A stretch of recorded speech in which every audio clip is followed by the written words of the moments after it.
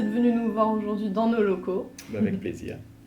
J'ai voulu te recevoir pour essayer de décortiquer un petit peu avec toi le domaine de l'agriculture en France et à La Réunion. Parce que c'est un sujet qui est un peu vaste et complexe et finalement on s'y perd dedans et je pense que beaucoup de gens n'y comprennent pas grand-chose. C'est un vrai labyrinthe, je dirais. Il y a des choses qui sont perceptibles directement et il y a des choses qui sont conséquentes qui ne sont pas perceptibles. Ouais. Je dirais ça comme ça. Et du coup, avant de commencer, est-ce que tu pourrais te présenter ? Je dirais que je suis très sensibilisé à l'agriculture, au monde agricole. Comment dire, j'ai été candidat à la candidature présidentielle 2 fois, donc j'ai étudié ça de près, j'ai envie de dire. Et deuxièmement, je travaille dans le domaine et je suis mobilisé sur la sécurité alimentaire pour La Réunion, voilà, au sein de collectifs, d'associations, et notamment sur la relance de la filière riz locale. Donc, c'est vrai que ça fait plusieurs semaines qu'on voit les agriculteurs qui sont dans les rues, donc particulièrement en France et en Europe en fait, Oui. qui sont dans les rues, qui se mobilisent, qui montent sur Paris, qui montent sur les grandes métropoles. Et finalement, on voit qu'à La Réunion, ça n'a pas pris du tout l'ampleur que ça a pu prendre en France. Est-ce que toi, tu peux expliquer un petit peu quel est le problème avec l'agriculture en France particulièrement, en Europe aussi, mais en France ? Actuellement, on voit que le sujet de leurs revendications, c'est une prise en compte de leur coût de production dans le prix de vente des légumes, parce qu'il faut savoir que ce ne sont pas eux qui vendent leurs légumes, ce sont les supermarchés, globalement. Au niveau national, au niveau européen, souvent, 90 à 95% de la production de fruits et légumes passe par les centrales d'achat, donc c'est centralisé, qui ensuite vont les revendre aux distributeurs. Et le prix que le consommateur il a, quand il passe mettre les légumes dans son caddie, mettre les fruits dans son caddie, c'est ce que le consommateur voit, c'est ce prix-là qu'il voit. Et le revenu de l'agriculteur, de l'autre côté, est très très loin. Quand je dis très très loin, le litre de lait est acheté par l'intermédiaire à 18-20 centimes et le consommateur, lui, l'achète à 1 euro, 1,20 €. Donc on voit bien qu'il y a un facteur de démultiplication, dans le cas du lait par exemple, de 5 fois. Ouais. Et ce que les agriculteurs disent, c'est qu'eux, ils ne peuvent pas vivre avec ce prix-là. Le prix de vente permet un ensemble de corps de métier de marger, en fait, sur leurs matières premières. Ils demandent à ce que le revenu, le prix de la matière première, puisse être conséquent pour qu'eux aussi puissent vivre dignement. Après, ce qui revenait beaucoup, c'était aussi la question des normes, d'étouffement par les normes européennes. Il faut savoir qu'au niveau national, on va parler déjà au niveau France, parce qu'on a différents feuillets en fait de hiérarchie. Et, oui, c'est ça qui fait qu'on s'y perd en fait. Complètement.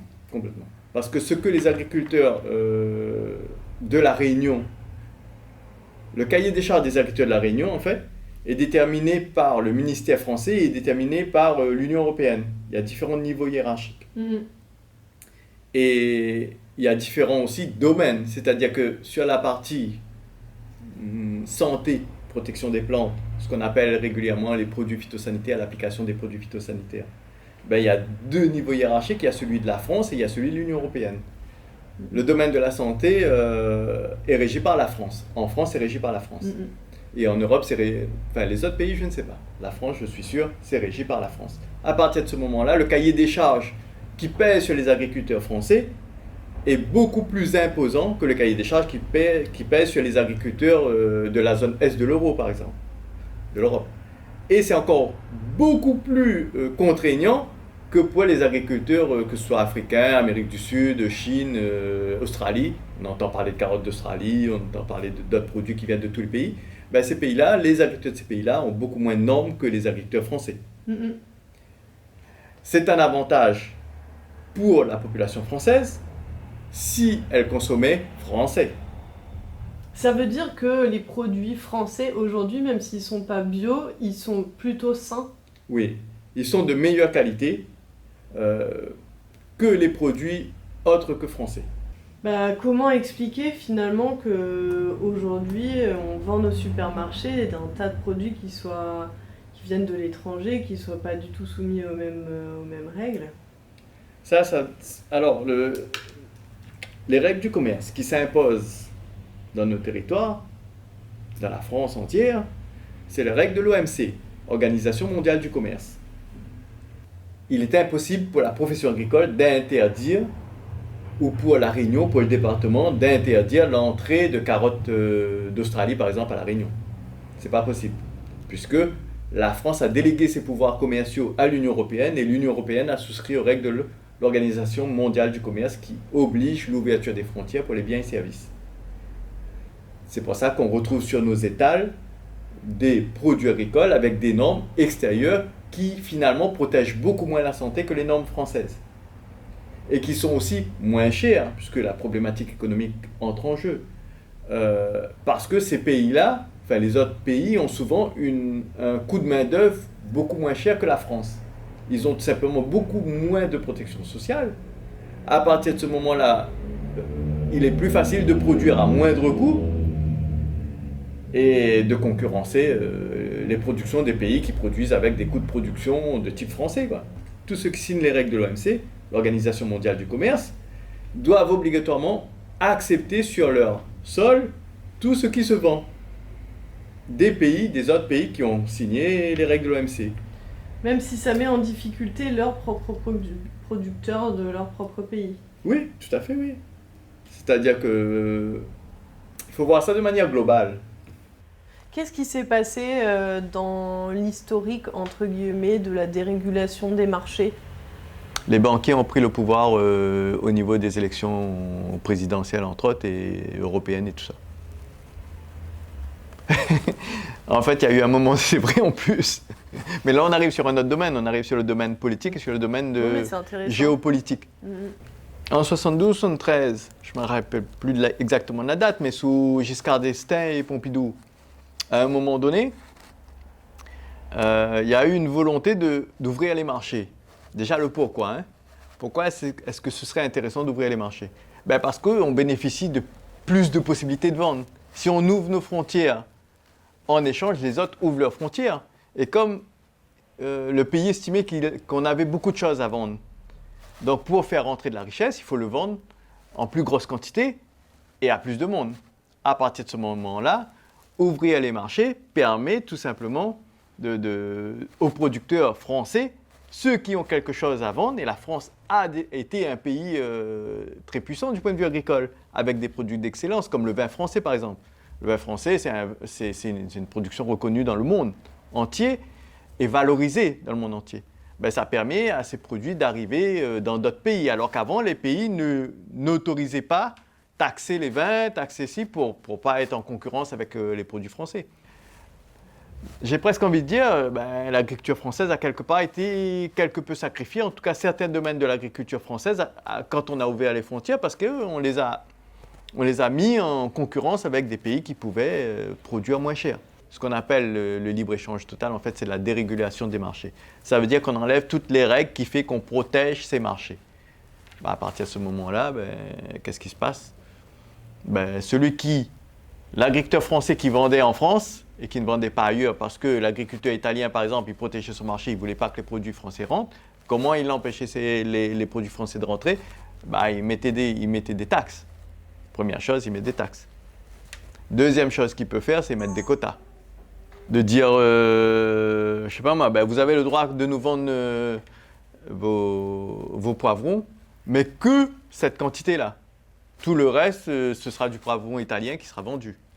Et la France faisait la même chose, hein, pour le porc, pour d'autres productions. À un moment donné, et puis le troisième moyen de limiter en fait des produits extérieurs, c'est de dire, mais vous avez le droit de nous vendre des choses, mais par contre, il faut que vous le vendiez aux normes que nous avons, ou à telle norme. Ces normes sont coûteuses, du coup, les producteurs extérieurs, ils ne peuvent pas l'appliquer chez eux. À partir de ce moment-là, leurs produits ne sont pas aux normes. L'avantage du libre-échange, c'est qu'on accède à tout ce que la terre peut produire. C'est-à-dire qu'aujourd'hui, on accède à ce que les Chinois font, à ce que les Indiens font, à ce que les Américains font. Tu vois? Donc finalement, le monde entier est interconnecté.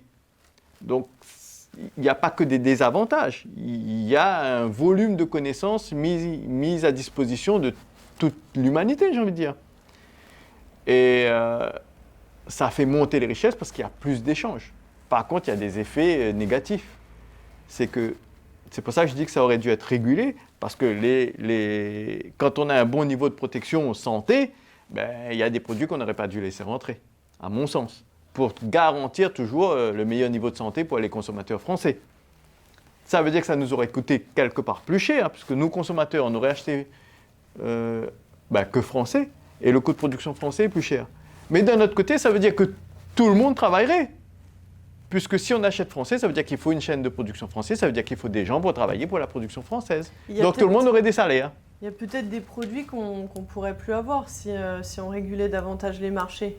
Non, réguler ne veut pas dire interdire. C'est la différence. Le problème, c'est qu'on est passé d'un marché protégé, donc où on ne pouvait rien vendre à l'extérieur et rien acheter de l'extérieur, à un marché totalement libre. Réguler, ça veut dire que ce qu'on n'a pas, ou après ça se définit la régulation, hein, mais on peut imaginer que c'est ce qu'on n'a pas, on laisse rentrer, et ce qu'on a, on empêche de rentrer. Tout simplement, hein, logique simple, j'ai quelque chose, je ne vais pas te l'acheter. Par contre, j'ai pas, je te l'achète. Les ménages font ça.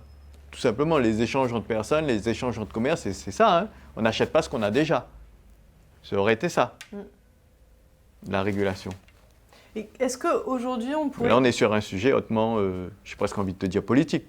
Oui, c'est politique, oui. Carrément. Complètement, oui. Ouais. Qu'est-ce qui fait qu'aujourd'hui, on ne peut pas réguler davantage? Est-ce qu'on peut imaginer aujourd'hui réguler les marchés, revenir en arrière, entre guillemets? Non, ce ne serait pas revenir en arrière. Il faut imaginer ça comme une ligne et où on fait des essais dans un sens, puis on revient dans l'autre sens, jusqu'à trouver le juste milieu. C'est ça, parce que là, on est parti un peu dans un extrême quand même. Moi, je trouve, oui.